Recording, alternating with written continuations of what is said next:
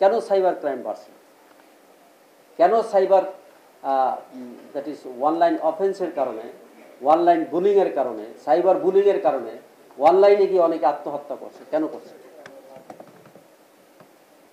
কেন মেয়েরা হ্যারাসমেন্ট হচ্ছে, কেন ছাত্রীরা হ্যারাসমেন্ট হচ্ছে, কেন তাদের এই সোশ্যাল মিডিয়ায় বিভিন্ন রকম কমেন্টস করা হচ্ছে, কেন?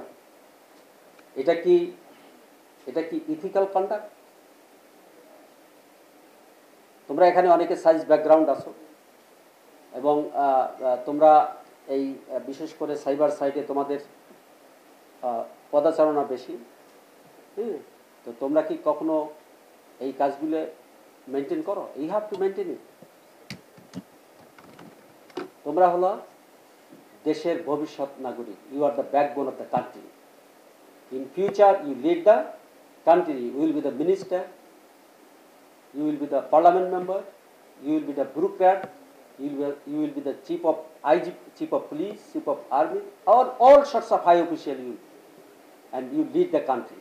But from now, if you don't control yourself and you don't behave perfectly to others, it will be in future that will be bad impact to you as well as the society.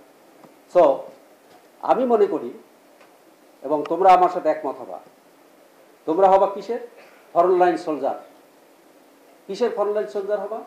এই cyber অপরাধে, cyber ক্রাইমে যারা অপরাধ করছে এইটা protect করার জন্য, এটাকে প্রতিহত করার জন্য you will be the frontline soldier. Am I right? এবং তোমরা এটা হবা, হতে চাও?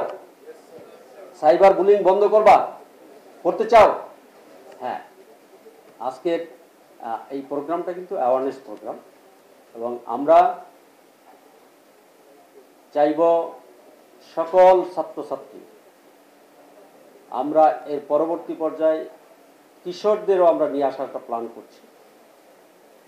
বিকজ আমরা আজকে কি দেখি, সারা ওয়ার্ল্ডে সাইবার ওপেন, কিন্তু ওই সব দেশে সোশ্যাল মিডিয়ায় যেসব জিনিস না আসে, বাংলাদেশে কিন্তু তার চেয়ে অনেক অনেক খারাপ কন্টেন্ট আমরা দেখতে পাই। এগুলি কারা করে? নিশ্চয়ই তোমাদের মতো ইয়াং ছেলেরা করে, যারা ড্রেল হয়ে গেছে।